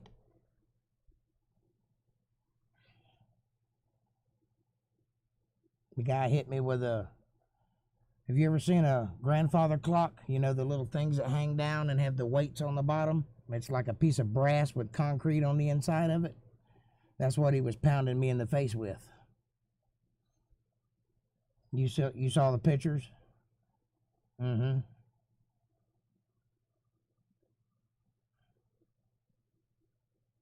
Oh, no. I was about 14 or 15, somewhere around there. Mom took a picture of it. I don't know where the picture's at or if she still has it. Probably got lost in the flood. But there was a picture of it. My face was all swole shut. And what happened was I got on the bus and there was one seat in the back with the football players.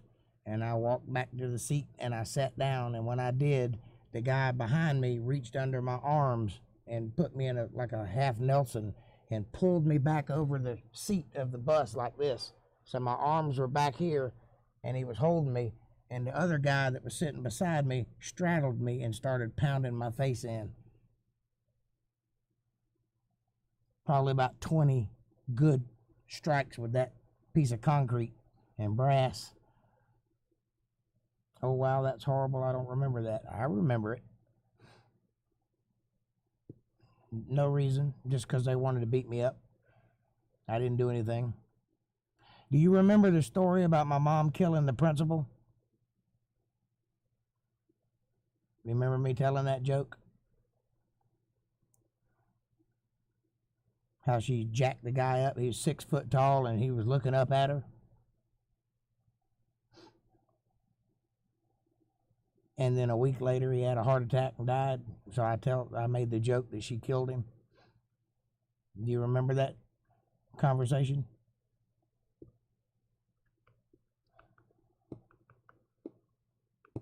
And that's why. Yeah. What happened was she went to talk to him and he said, "Excuse me, ma'am," and he got nose to nose with me and started yelling at me and telling me how it was all my fault and I shouldn't have provoked them wholesome, innocent football players, because he was the football coach too. And he was yelling at me and cussing me, and my mom just grabbed him by the tie and snatched him across the desk, and they were both standing flat-footed, but he was looking up at her, and he's like 6'2" or something like that. And then she came back the next day to apologize to him, and when he saw her, he looked up and started scooting back in his chair, scared the hell out of him. And then a week later, or maybe 2 weeks later, he died of a heart attack. So I always teased her about killing my principal. She didn't actually kill him, but you know what I'm saying. Anyway, I thought for sure you had heard that joke because we told it several times, and she was quite proud of it, and I was proud of her for it. She sure did. She snatched him right across his desk, grabbed him by the tie and wrapped her hand around it and snatched him across the desk for yelling at me like that after I'd been pummeled. Don't mess with anybody she loves. That's right. So anyway, I carried that for a long time. Nice busted in face. And that was only one of several fights that I've been in my life.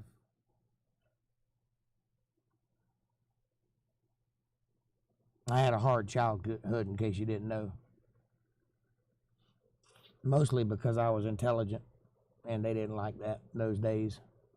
Which is really a thing that pisses me off, to realize that nerds have taken over the world, and now they're considered the cool guys. Because when I was growing up, it was the opposite.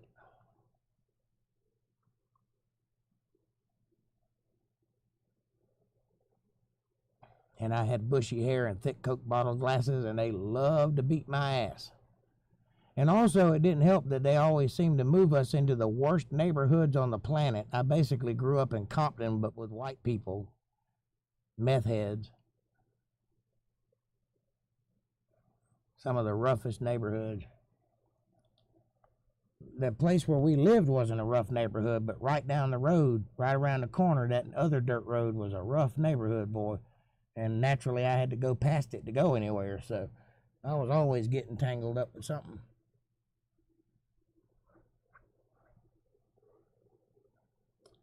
I'm sorry, I know you did, Jake. Yep, I sure did. But it made me strong, made me who I am.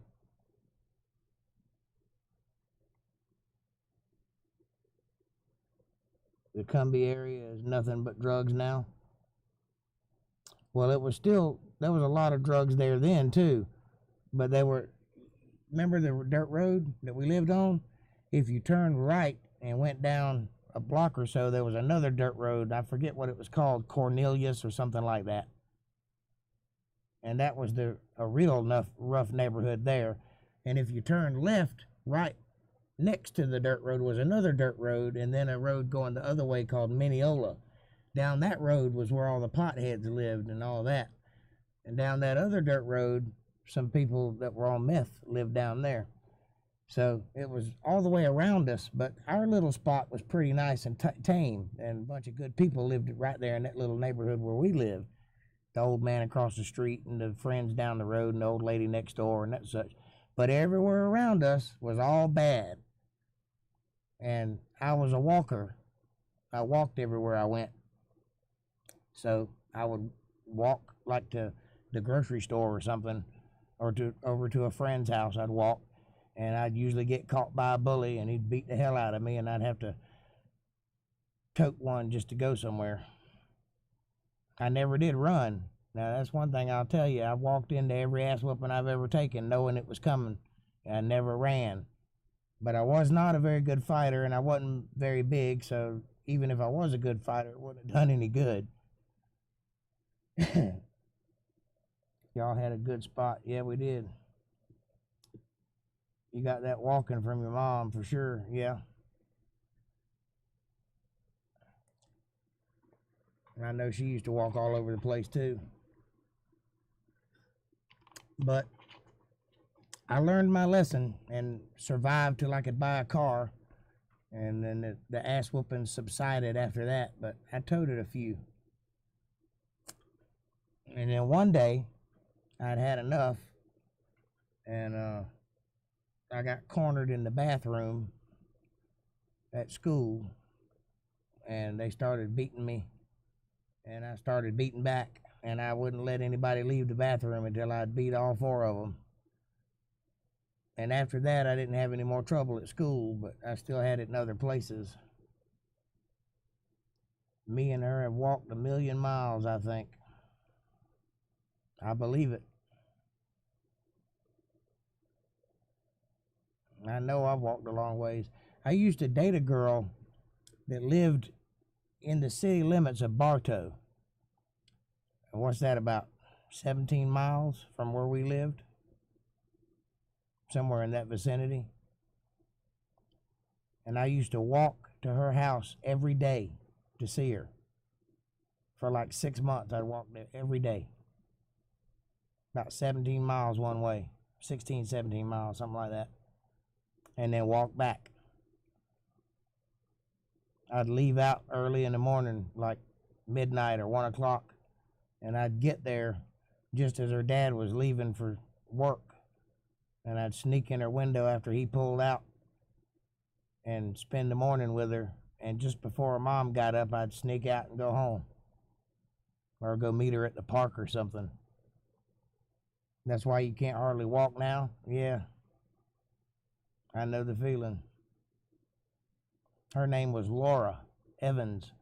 And I remember that because she has the same name as a woman that works on a soap opera, who for a long time I thought was her and was communicating with her on Facebook until I realized it wasn't her.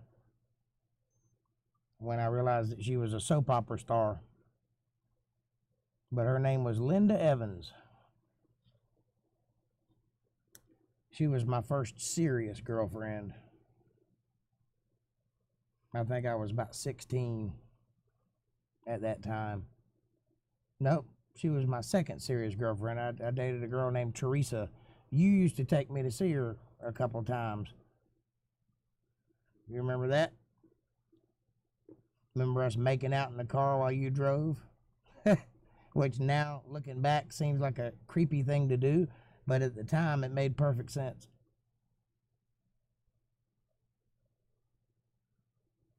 I don't know if you ever met Laura or not.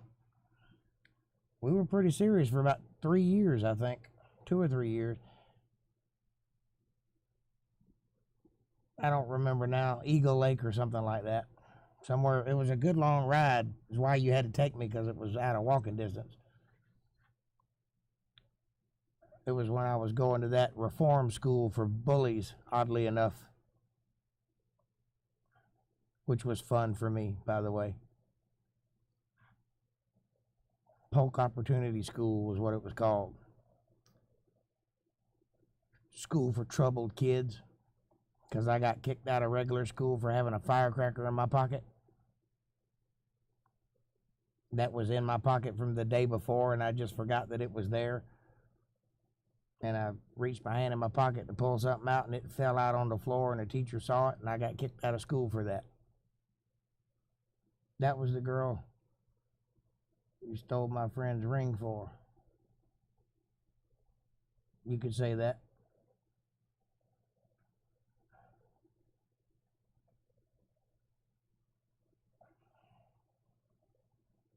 Bill Duncan.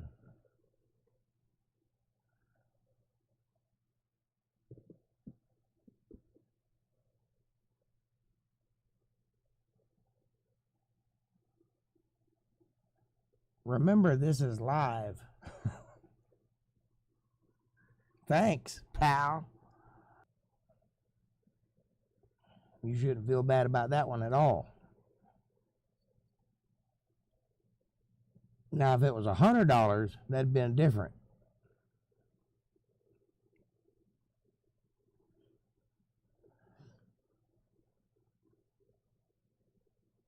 I've found money before on the floor and kept it. I've also been like to a convenience store and they gave me the wrong change and I tried to give it back to her and she was like, no, I got it right. And I was like, okay. And I put it in my pocket and walked out. I did my part. I tried to return it. She's so cocky, she thought she had it under control, so I let her keep it. Her thoughts of herself. And I walked out with the money. And you still have so much guilt from that. No, because she came and said, I know there was a tip. Where is it? And I lied. Ah, well, that was the thing that was wrong. I understand. I've done things like that when I was a child, too. But you got to remember, you started early like I did, so you wasn't much out of being a kid yourself. Don't let that feel bad, make you feel too bad, because you probably weren't even at the age of accountability at that time. So it's probably not on your record anyway.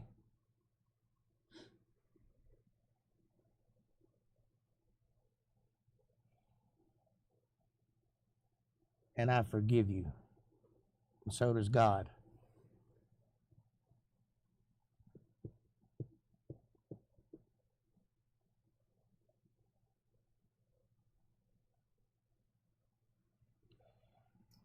It's 1970, I was broke and needed cigarettes. I hear you.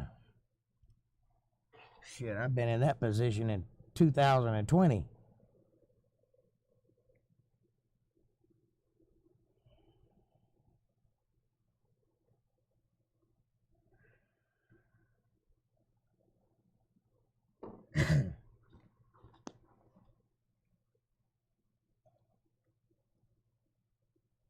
I know that God does, but so many times I wanted to tell her, you know who it was. I know who it was. Was it my mom?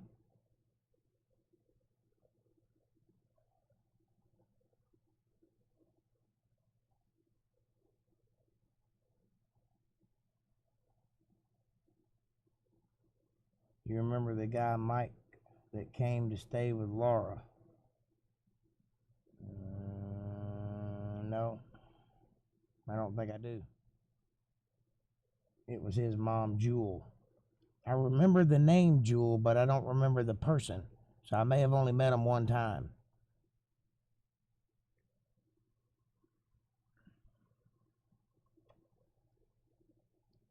In North Carolina. I didn't know y'all had ever been to North Carolina back then.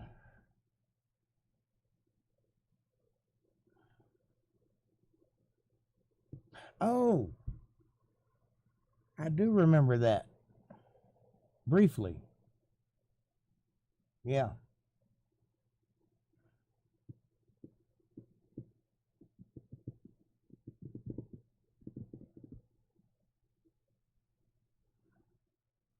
He wasn't here very long, was he? Because I remember that. It's like an ethereal thought. It's fleeting, but I do remember it. But I don't remember when it was. I just remember that it happened at one point. It must not have been something I was interested in. Well, you might. If she's still alive, I would confess it. A sin can't hold you down if you confess it. That's the whole thing about speaking it with your mouth, you know. But you don't have to confess it to her. You can confess it to God, and you just confessed it to me. So that's good enough. If you feel led to confess it to her, you should. But not unless you feel led to. Because it was $1. Yeah, not long after Laura moved there, she stayed in my house. Yeah. Well, it wasn't my house then because I rented it for her.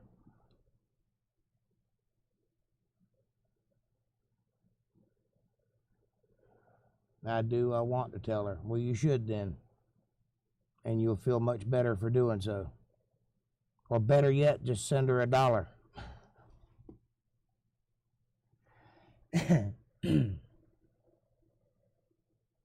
And write "I'm sorry" on the back of the dollar.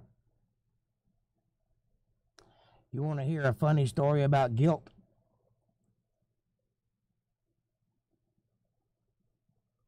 It was mine. I lived there for a long time, and then I moved in with Mom, and then I stayed friends with the lady who owned it. And when Laura came down, I went and rented the house for her, and then I roofed it for her, and then I paid her first month's electricity and water, got all that cut on for her, and I believe telephone, but don't hold me to that. I may not be right about that one. And I negotiated rent for her to be $300 a month, which in my mind was a steal because it was a big house and a big yard, nice yard. The week they moved in, she went over there and Jewed the woman down to $100 a month, and then didn't pay that, and ruined my reputation with her. And then after about 6 months of letting the place run to the ground, they moved out into a trailer, a run-down piece of shit trailer in a Mexican neighborhood. And I was so mad about that, I spent like $1,000 getting them set up. And as soon as David got there, right into the trailer they went.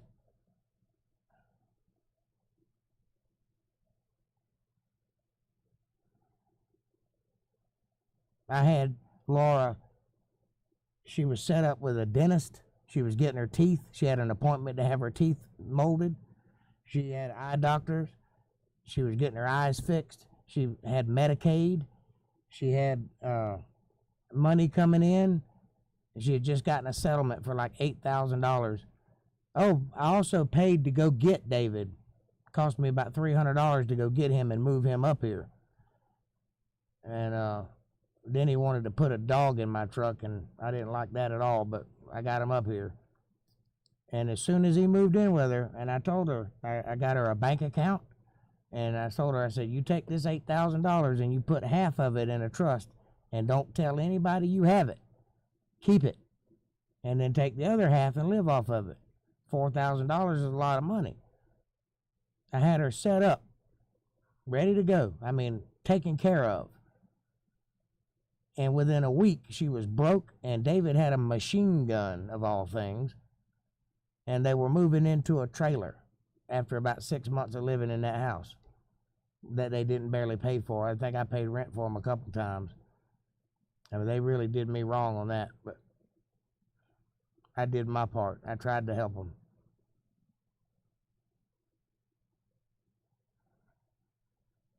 But they just didn't seem to be appreciative of what I gave them. And then that money was gone as soon as she got it. As soon as she did was turn it over to David. And then I gave David a job and taught him how to play the bass and brought him into a very well-established band. Right off the bat, first job he's ever had in a band. He's playing with a named act. Can barely play. I'm basically carrying him because he's just learning how to play, you know. I bought him a bass guitar, and then I bought him a nice one when he actually learned how to play, and took the old one back. And then the son of a bitch broke into my house and stole it back from me. Both of which I gave him. I paid for. They weren't his. But he has them both now, and another guitar that I loaned his brother that I'll never see again. Well, what are you going to do? You can only do what you can do. The rest is up to them. That's right. I did what I was supposed to do, which is take care of my family, and they shit in my hand, so that'll be the last time they ever get any help from me. I did more than enough for them, and they never even so much as said thank you, as far as I can remember. Be careful of what? Talking?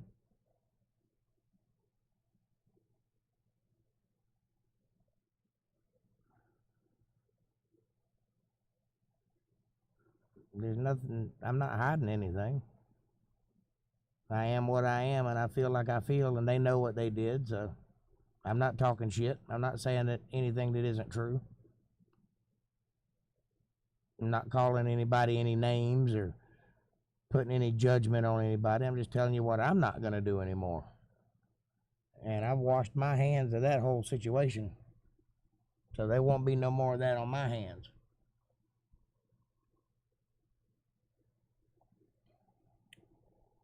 Yep, it's live.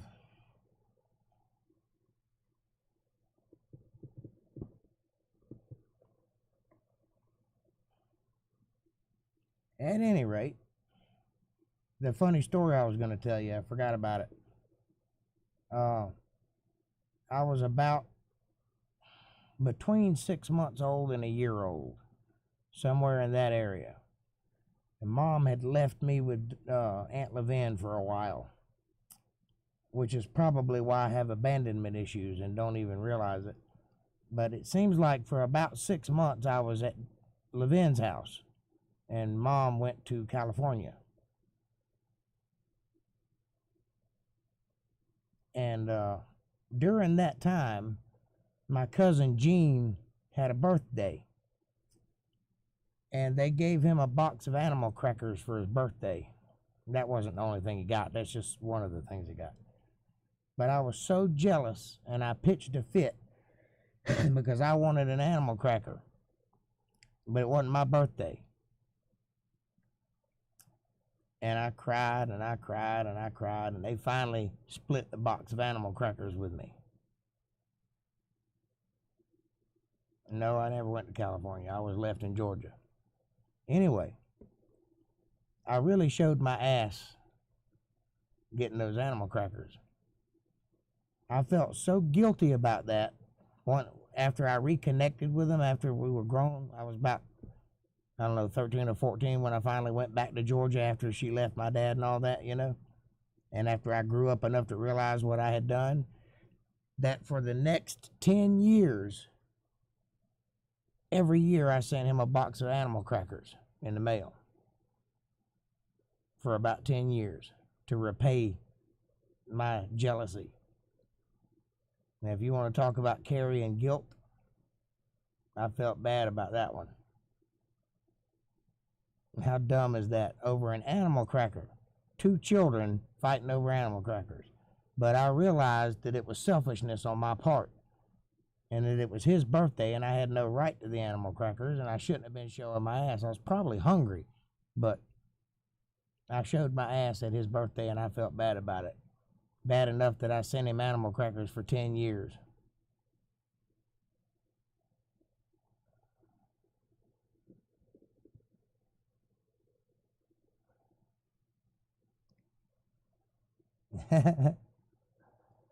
So let it be known that I have a conscience.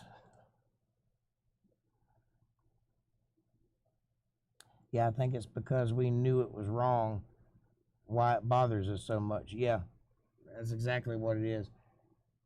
And it's one of those things that I discovered after the fact because I remember doing it, but at the time, I just wanted an animal cracker. But as I became accountable over the years, I looked back on it and felt guilty about it. And it vexed me so much that I had to start sending him animal crackers after we reconnected and I knew where he was.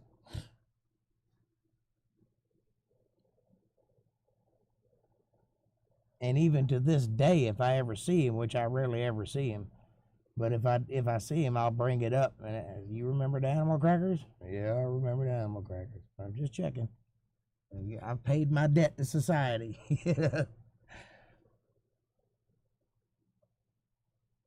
Well, all right. It's 10:30. It's like me and that dollar. Yeah, I've thought about it so much over the years. Yes, ma'am.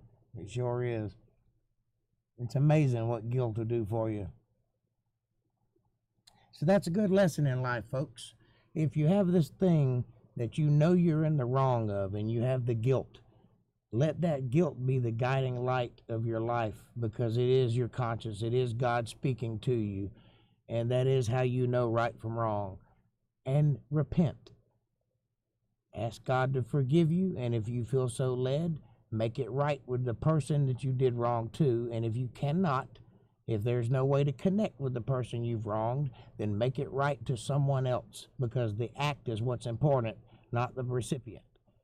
So if you've stolen something or if you've hurt somebody, make it right, whether it's to them or to somebody else. Go do kind for somebody. Do something that will balance out the bad that you've done, and that will alleviate the problem.